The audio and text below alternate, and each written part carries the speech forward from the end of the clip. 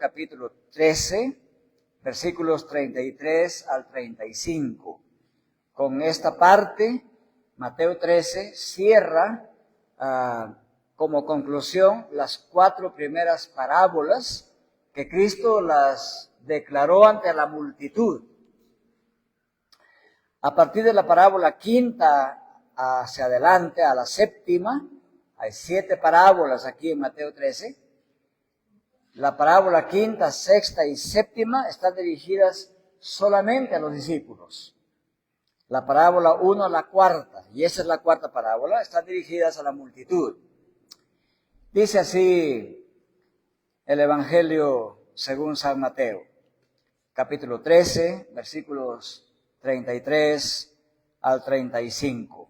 Otra parábola les declaró: el reino de los cielos es semejante a la levadura que tomó una mujer y escondió en 3 medidas de harina, hasta que todo fue leudado. Todo esto habló Jesús por parábolas a la gente, y sin parábolas no les hablaba, para que se cumpliese lo dicho por el profeta cuando dijo: abriré en parábolas mi boca, declararé cosas escondidas desde la fundación del mundo. Padre nuestro, bendiga su palabra, santifíquela y también santifique nuestros corazones y mentes para escucharla, y una vez que comprendamos su mensaje, vivamos por ese mensaje. En el nombre de Jesús. Amén. Miren, hermanos, el Señor Jesucristo aquí, al hablar en parábolas, o también la palabra parábola o proverbio, tiene el mismo sentido, el mismo significado. Hemos leído el Salmo 78 antes de leer Mateo. Y en el Salmo 78 es donde el autor del Salmo, algunos suponen que el Salmo fue escrito por Asaf, otros por David. Quien quiera que lo escribiera el Salmo 78 como totalidad, es un salmo que habla de la historia de la salvación. Si ustedes podrían leer todo el Salmo, van a darse cuenta que cuenta las grandes obras que Dios hizo a través de la historia en la salvación de su pueblo. Y entre líneas anuncia que un día un gran maestro hablará en proverbios o en parábolas o en general en dichos. Y Jesús en este momento que está hablando esta parábola de la levadura dice: yo soy aquel de quien se profetizó que un día también enseñará en parábolas. Al decir eso, Jesús está diciendo a la multitud: lo que yo les estoy diciendo en parábolas no es algo nuevo, sino que es algo que ya se hizo en el pasado. Isaías ya lo anunció casi 800 años antes que Cristo existiera. Bien, entonces aquí Jesucristo continúa con una parábola que tiene que ver con lo pequeño que luego se hace grande. La semana pasada vimos la parábola del granito de mostaza. Ese granito que tiene entre medio milímetro y 1 milímetro. Y cuando se siembra en la tierra, está escondidita la semilla en la tierra. Nadie se da cuenta, nadie la ve, a nadie le importa. Y luego va creciendo y creciendo y se hace un arbusto grande. Algo pequeño crece muy grande. Y detrás de eso, la Biblia nos enseña a ver la realidad alternativa, una realidad paralela, una realidad espiritual. Detrás de eso está el poder de Dios que hace crecer esa pequeña semilla. Ahora, Jesús narra otra parábola.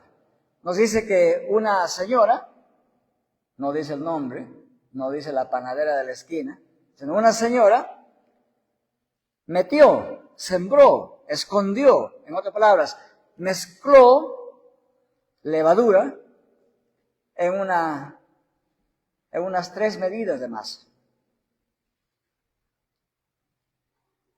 Y luego toda la masa quedó leudada.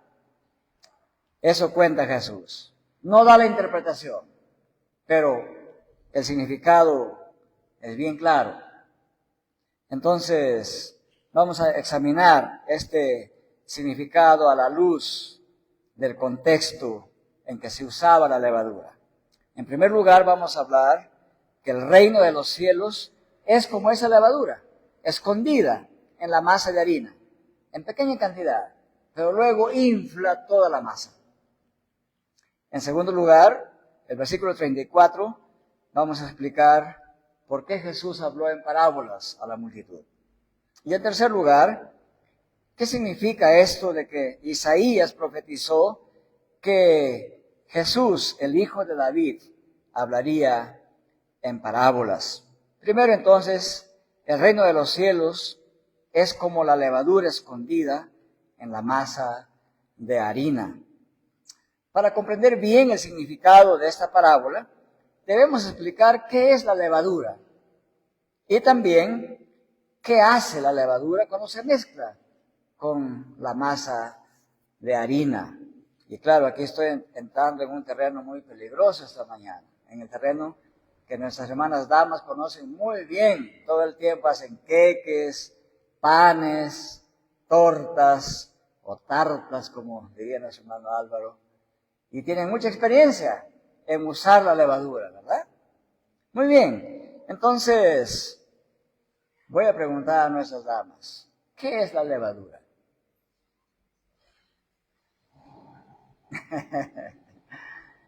¿Qué piensan que será? ¿Será un conjunto de gatitos pequeñitos que entran a la masa? Bueno, estoy seguro que la mayoría me dirá, bueno, pues pastor, es un polvo, ¿qué más va a hacer, verdad?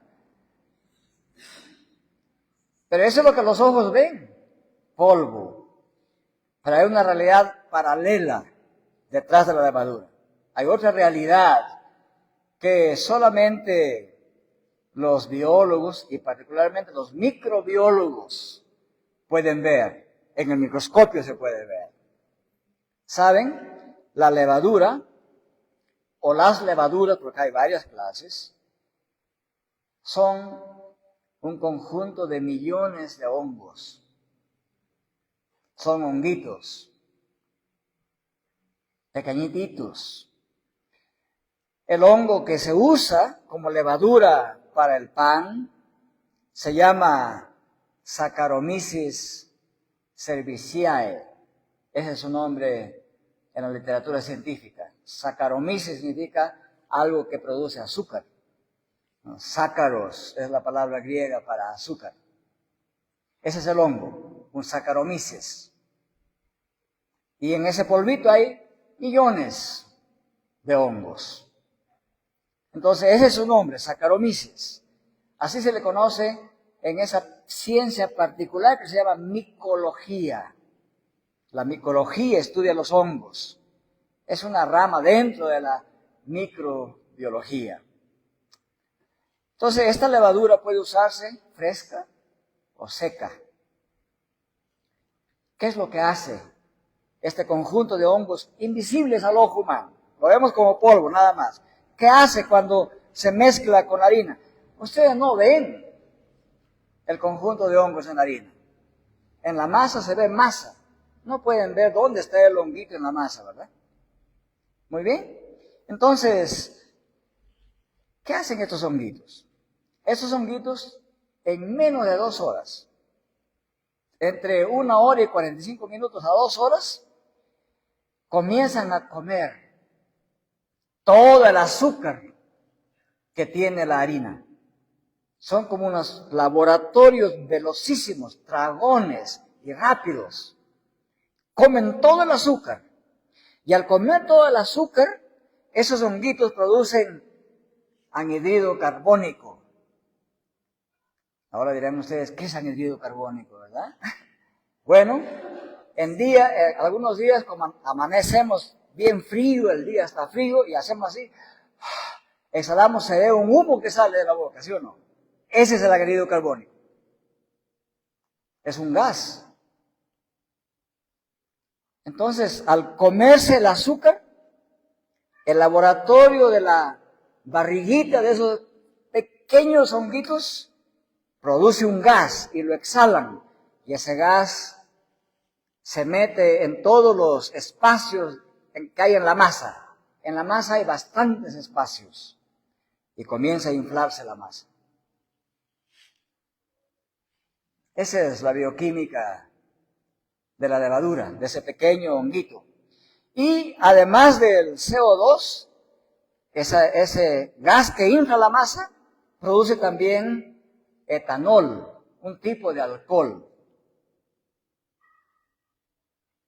Y ese es el que le da el sabor riquísimo al pan.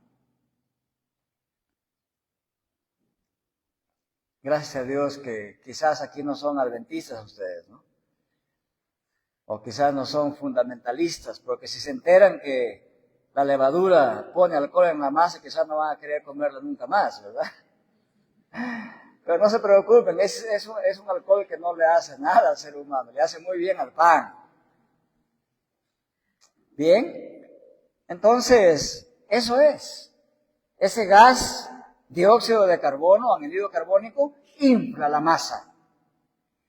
Bien, ya saben ustedes por qué se infla la masa. Con una pequeña cantidad de levadura. Ahora preguntémonos, ¿y qué cantidad de levadura se necesita por cada kilogramo de masa de harina? En la práctica de Palestina y también en la práctica general, la cantidad de levadura depende de la receta. Hay varias recetas para hacer panes, ¿verdad? Pero en promedio se usan 5 gramos de levadura para 1 kilogramo de harina. 5 gramos para 1000 gramos de harina. Y bueno, aquí nos dice la parábola que esta dama puso en 3 medidas de harina la levadura. Necesitamos saber cuánto es una medida de harina. ¿Cuánto era en ese tiempo una medida de harina? 3 medidas pone la señora aquí. Una medida era una medida griega. Era la medida que usaban los griegos. Y en el tiempo de Jesús, los griegos y la cultura griega dominaba el mundo en general. Nosotros tenemos el sistema decimal europeo. Todos hablamos en metro, en kilogramos, kilómetros. Ellos hablaban en medidas, para medidas de capacidad. Nosotros tenemos el litro, el mililitro, para medidas de capacidad. Ellos hablaban de medidas. Una medida aproximadamente eran 12 litros. 1 litro, si ustedes ponen harina en polvo en un tarrito, en una botella de 1 litro, eso va a pesar 600 gramos. La harina no pesa igual que el agua, por si acaso. Entonces, estamos hablando que esas 3 medidas significaban 22 kilos de harina. Casi una arroba, en términos nuestros. Todavía usamos el término antiquísimo español, una arroba, ¿no? 22 kilos, casi una arroba. Entonces, miren ustedes, para 22 kilos se necesitaba 110 gramos de harina, de levadura. 110 gramos de levadura podían inflar o leudar 22,000 gramos de harina. Piensen en la proporción. 110 gramitos inflan 22,000 gramos. Ahora vamos a pedir a los ingenieros, arquitectos, matemáticos, profesores de matemáticas que hay aquí en la congregación. ¿Cuál es la razón entre 110 y 22,000? ¿Cuál es la razón matemática entre 110 y el 22,000? Les estoy pidiendo que revisen su libro de tercero de secundaria. Razones y proporciones, ¿verdad? Muy bien, aquí la proporción es así, para resumirla. Miren, la proporción es la siguiente. Estos 110 gramos de levadura pueden inflar 200 veces más su peso y su tamaño. Y eso es lo que Cristo quiere que pensemos. Quiere que pensemos que una pequeña cantidad de levadura puede inflar una inmensa cantidad de masa. Ahora vamos poco a poco entendiendo la palabra. Entonces, ahora ya podemos comprender la semejanza que Dios hace entre el reino de los cielos y la levadura y la masa. La masa representa a Galilea, a todo Israel, a toda Palestina. La masa representa a toda la tierra. Vean toda la tierra como un gran pan. Representa a toda la creación como si fuera un gran pan. Y la levadura representa el Evangelio de Cristo. Entonces la explicación queda clara. Todos los paisanos de Jesucristo pensaban, claro, Cristo hace milagros, pero ahí en un rinconcito de Galilea. ¿Qué de Jerusalén? ¿Qué de Palestina? ¿Qué del resto del mundo? Lo que Jesús ha venido a hacer es algo muy pequeño, pensaban. Y Cristo lo reconoce. Él reconoce que su venida, sus 3 años de ministerio de predicación del Evangelio, era muy pequeño en comparación a lo que será un día el reino de los cielos.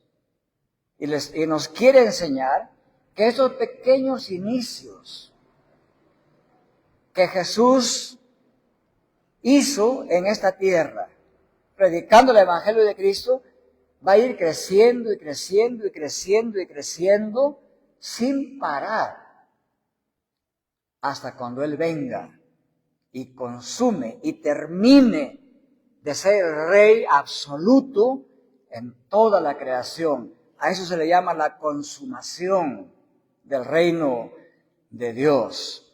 Entonces el principio queda claro. Así como pocos granos o pocos gramos de levadura pueden leudar una inmensa cantidad de masa, así también los pequeños inicios de la evangelización, de la predicación del reino de Dios en esa tierra, un día crecerá hasta expandirse y cubrir toda Galilea, toda Jerusalén, toda Palestina, Samaria y hasta lo último de la tierra. Y así está siendo el día de hoy. ¿Se imaginan ustedes cuando Cristo murió y ascendió al cielo? Solamente habían 120 discípulos y 11 apóstoles. Miren el día de hoy. Les dije la semana pasada, hay 2.000 millones de cristianos. El reino de los cielos se está expandiendo y seguirá expandiéndose hasta abarcar la totalidad de la creación, como dice San Pablo. La creación misma será libertada de la esclavitud de corrupción a la libertad gloriosa de los hijos de Dios. Ese es el mensaje de Jesús.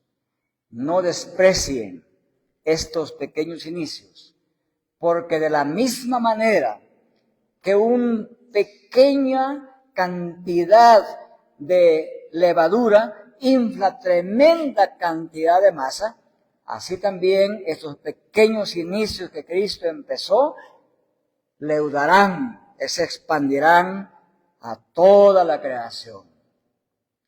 Y así está siendo el día de hoy. Y la Iglesia de Cristo es parte de llevar a cabo esta extensión del reino de los cielos. En otro sentido, cada creyente, en cada hogar, en cada comunidad, en cada pueblo, en cada centro de trabajo, donde quiera que haya un cristiano, es como levadura. Porque tiene el Evangelio, vive el Evangelio y va a producir efecto. Eso es lo que significa esa parábola de la levadura. ¿Quedó claro, hermanos? Muy bien. Luego, en segundo lugar, Jesucristo da una de las razones por las cuales habló en parábolas y no tan directamente. Él podía haber dicho esto directamente, pero la levadura era muy conocida. El pan era conocido, es lo más conocido. Jesucristo da por sentado que todos tenían que haber entendido este dicho, este proverbio, esta parábola. En segundo lugar, dice que habló en parábolas. Todo esto habló Jesús por parábolas a la gente y sin parábolas no les hablaba. Con estas palabras, nuestro Señor repite lo que ya había dicho antes en capítulo 13, versículo 3 de Mateo, lo dijo también. En el versículo 11 también lo dijo. En el versículo 13 de Mateo 13 también lo dijo. ¿Para qué? Aquí Jesucristo está unificando su discurso de Mateo capítulo 1 al 35.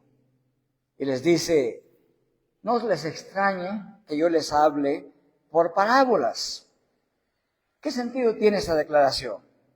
El sentido es que las parábolas tienen el efecto de iluminar el significado de las cosas espirituales para aquellos que tienen fe y están dispuestos a interesarse en las cosas espirituales. Pero al mismo tiempo, las parábolas oscurecen el significado para aquellos que rechazan prejuiciosamente, presuposicionalmente el mensaje de Jesucristo. Cuando digo presuposicionalmente, quiero decir para aquellos de que antes de escuchar a alguien, ¿sabe qué? Yo no creo en Dios. Eso es una presuposición. Si alguien actúa así, las parábolas para ellos quedan como dichos oscuros, tontos o sin sentido, porque no hay fe. Si no hay ojos de fe, no se puede ver lo que está detrás de la parábola. En tercer lugar, el profeta Isaías profetizó que el Mesías, el hijo de David, hablaría en parábolas. Así Jesús sustenta esta estrategia pedagógica. Recuerden ustedes que los discípulos mismos, casi increpándole a Jesús, le preguntaron, ¿y por qué les hablas en parábolas? ¿Verdad? Y Jesús le dijo, bueno, les hablo en parábolas porque está dicho por Isaías también. Porque tienen oídos y no oyen. Tienen ojos y no ven. Entonces, en un sentido, para aquel que no quiere creer, no está dispuesto a creer nada de Dios, todo el evangelio les es escondido.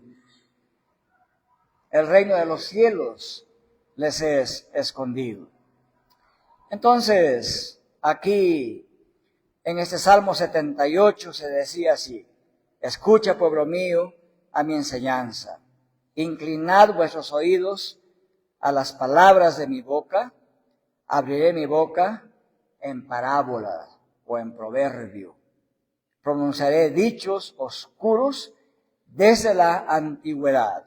Entonces Mateo entiende que el mensaje y la misión de Jesús, sin duda alguna, era el cumplimiento de esta profecía del Antiguo Testamento.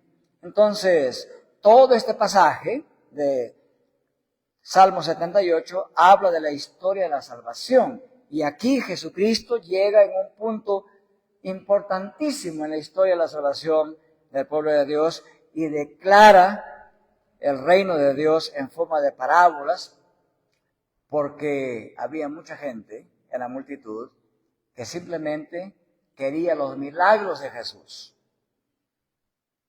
quería los beneficios que traía Jesús, pero no querían ser discípulos de Jesús.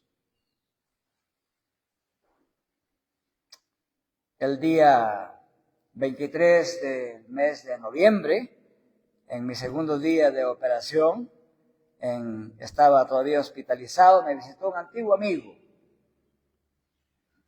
Este antiguo amigo tiene familiares, él es creyente ahora, hace unos 6 años es creyente, y tiene unos familiares que dice él que fueron sanados por Dios visiblemente.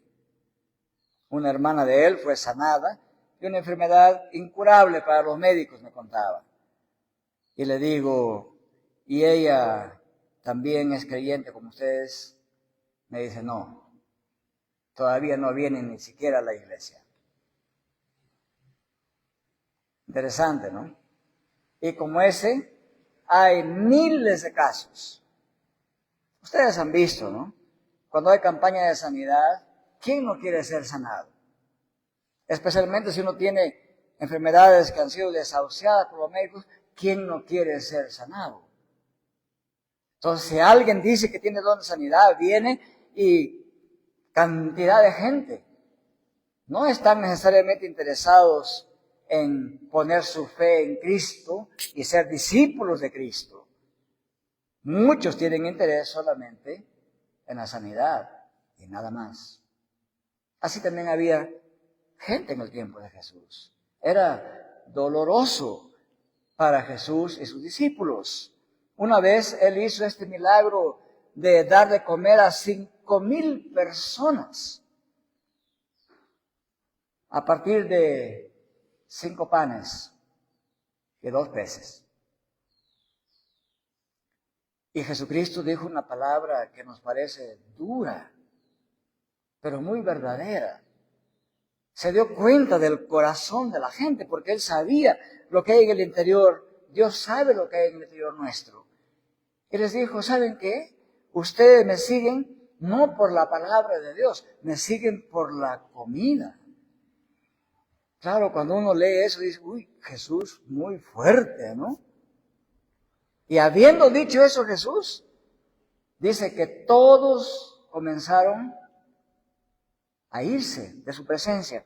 Y luego Jesús mira y solamente quedaron los 12 discípulos. Y Jesús le dice, ¿y dónde está la multitud? Y uno de los discípulos dice, bueno, todos se han ido, Señor. Y uno esperaría que diga, qué pena, ¿no? O qué vergüenza, ¿no? Pero escuchen lo que dijo Jesús. ¿Ustedes también quieren irse? ¿Pueden irse? Y Pedro dice, ¿a dónde iremos, Señor? Tú tienes palabras de vida eterna. Es decir, Pedro representando ahí a los 12, él sí sabía y se sabía a sí mismo discípulo de Jesús. Ellos estaban ahí por las cosas eternas y no por las cosas temporales. Hermanos, es correcto que oremos por sanidad. Tenemos que seguir clamando a Dios que sane nuestros cuerpos cuando estamos mal. Lo que no podemos hacer es presumir que nos tiene que sanar. Más bien, lo que sí tenemos que saber con claridad es que nuestros días, los días de nuestra vida, queridos hermanos, están programados por Dios. Un día vamos a tener que partir de este cuerpo tal como es ahora, para luego tener un cuerpo mejor, para cuando resucitemos con un cuerpo glorioso. Tenemos que estar preparados para ese tiempo. ¿Estamos enfermos? ¿Debemos pedir en oración que Dios nos sane? Sí, por supuesto. ¿Deben los presbíteros y pastores orar por sanidad? Por supuesto que sí. Es un mandato de la Escritura. Lo dice claramente Santiago. Si alguno está enfermo, cuando haya alguien enfermo, vengan los ancianos, oren con él, unjan su cabeza con aceite y Dios puede obrar sanidad. Pero no siempre Dios obra sanidad. Había una vez un hermano que decía que tiene el don de sanidad y vino a un pueblo que se llama Pedro Ruiz. Y pues, después que predicó, llamó a todos los que quieren ser sanados. Y fueron adelante. Y una señora que estaba muy enferma, según él, fue sanada ese día. A los 3 días murió la señora. Lo cual es normal. No tenemos que alarmarnos si después de orar por sanidad, Dios nos da la verdadera y final sanidad del alma, llevándonos a su presencia. Tenemos que estar listos para ese evento. Pero entonces aquí lo que el Señor Jesucristo está diciendo es que las parábolas de Jesús enseñan los misterios del reino de los cielos. Así como parece misterioso que una pequeña cantidad de levadura infle tremenda cantidad de masa, también estas palabras cortas, este discurso corto de Jesús, este solo versículo 33 de la parábola de la levadura, la palabra de Dios es suficientemente poderosa para cambiar nuestro pequeño corazón, nuestro pequeño cerebro. Si la palabra de Dios va a permear la completa humanidad y todo el universo, ¿cómo no puede permear nuestro pequeño cuerpo, nuestra pequeña vida? Y ahí es donde tenemos que poner nuestra fe en Jesucristo. Entonces, podemos decir que el Salmo 78 que Jesús cita para justificar por qué habla en parábolas, este Salmo 78 termina con una nota triunfante cuando lee todo el Salmo. Muestra cómo el Señor ha escogido a David desde ser un pequeño pastor de ovejas, lo escogió a David, lo empoderó, lo capacitó para ser el pastor de todo el pueblo de Israel. Cuando Samuel vino a la casa de Isaí, ¿cuántos hijos tienes? Tenía bastantes hijos, como algunos de ustedes aquí en la congregación.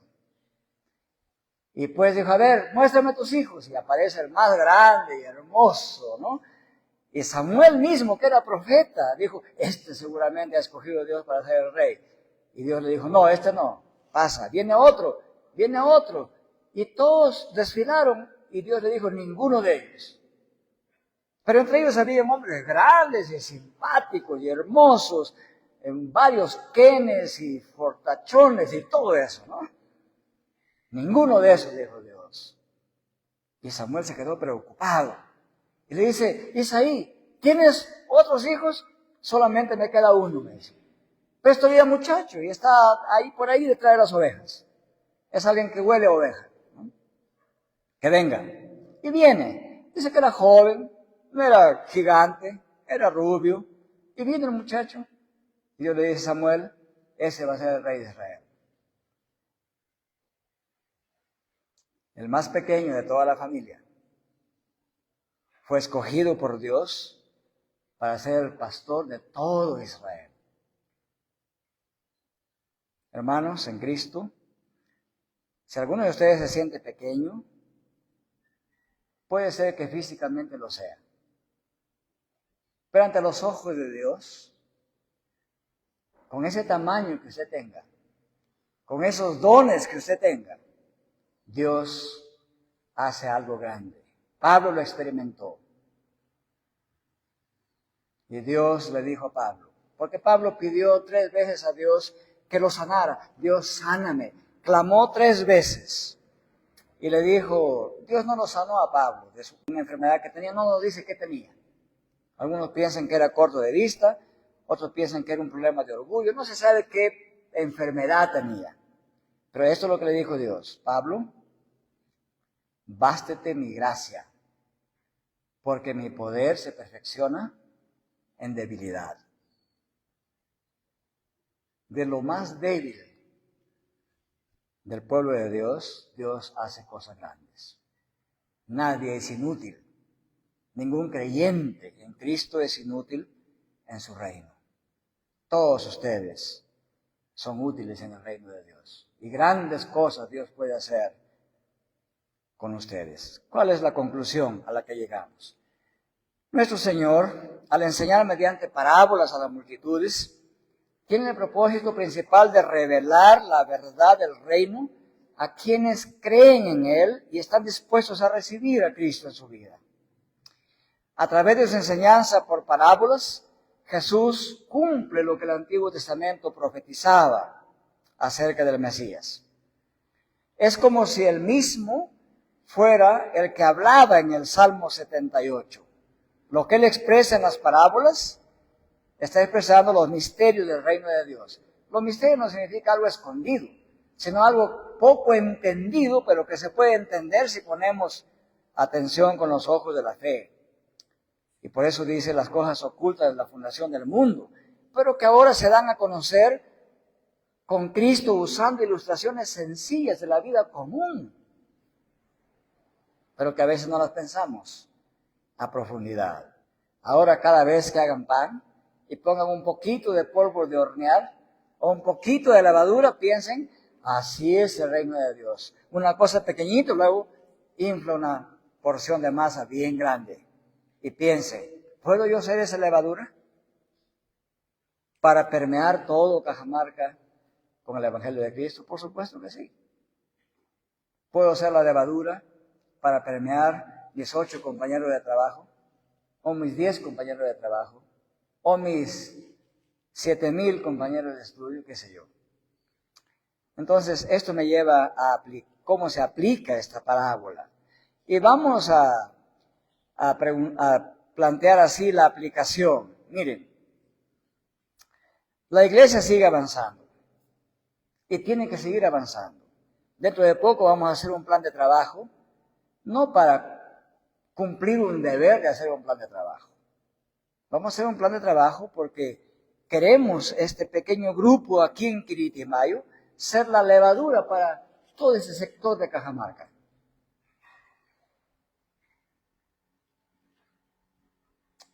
El reino de Dios va avanzando. Y entre tanto que el reino de Dios va avanzando, la predicación del Evangelio no puede parar. Y cada uno de nosotros puede convertirse en ese gramo de levadura que va a permear 200 veces más que ese gramo. Eso no es pura matemática. La figura es metafórica. Quiere decir que cada uno de nosotros está empoderado por Dios para hacer algo más grande de lo que nosotros nos podemos imaginar. Eso es lo que tenemos que entender. Entonces, mientras seguimos orando día a día y domingo a domingo, venga tu reino. Recuerden, todos los domingos decimos eso, ¿no? Venga tu reino, hágase tu voluntad.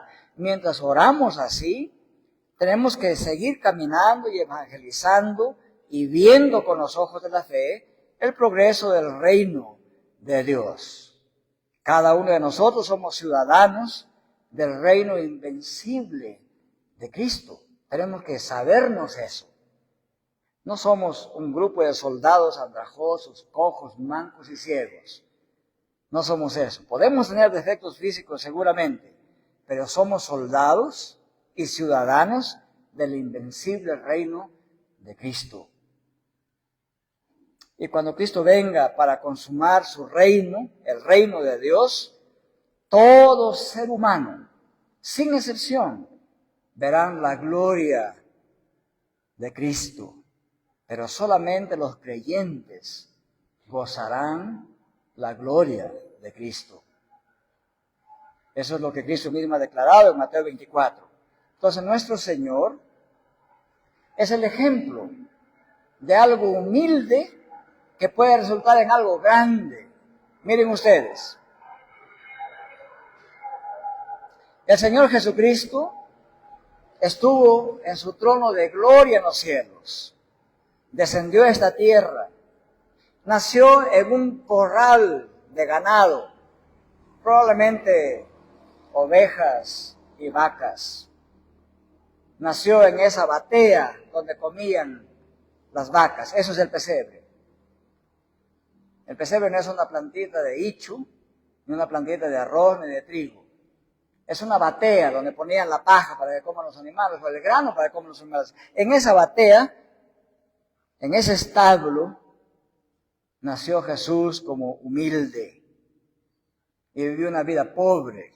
Él mismo lo declaró. Él dijo así: las aves tienen nidos, las zorras tienen cuevas donde dormir, donde morar, pero el Hijo del Hombre no tiene dónde recostar su cabeza.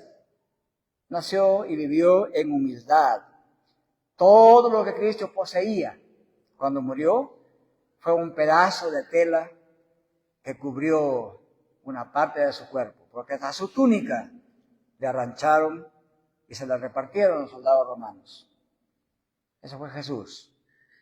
Humilde, predicó el reino, pero así como un pequeño granito de mostaza o un pequeño puñadito de polvo puede leudar una gran masa, cuando Cristo venga por segunda vez, no vendrá como el humilde niño que nace en el establo.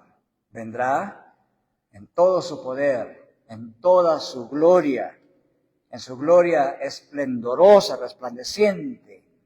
Y al mismo tiempo también vendrá como el gran juez supremo del universo en justo juicio para consumar su reino. Y en este instante que Cristo venga de manera final y eterna, Dios morará con todos sus hijos, con todos los que fueron discípulos de Cristo. Así es que esta realidad, queridos hermanos, nos tiene que comprometer a reanudar nuestra fe en Él y hacer de nuestra vida de aquí en adelante un propósito de seguir siendo levadura para que todo este pueblo de Cajamarca pueda inundarse del Evangelio de Cristo. Usemos todos los medios lícitos para ello. La palabra, el testimonio personal, los medios de comunicación social, todo lo que Dios ponga a nuestro alcance, usémoslo como la levadura junto con el Evangelio para que toda nuestra Cajamarca, toda nuestra región, todo nuestro país entienda, conozca y crea el Evangelio de Cristo. Que el Señor nos bendiga. Oremos. Gracias, nuestro Dios y Padre. Gracias por darnos la vida todavía. Gracias por habernos hecho sus discípulos en Cristo.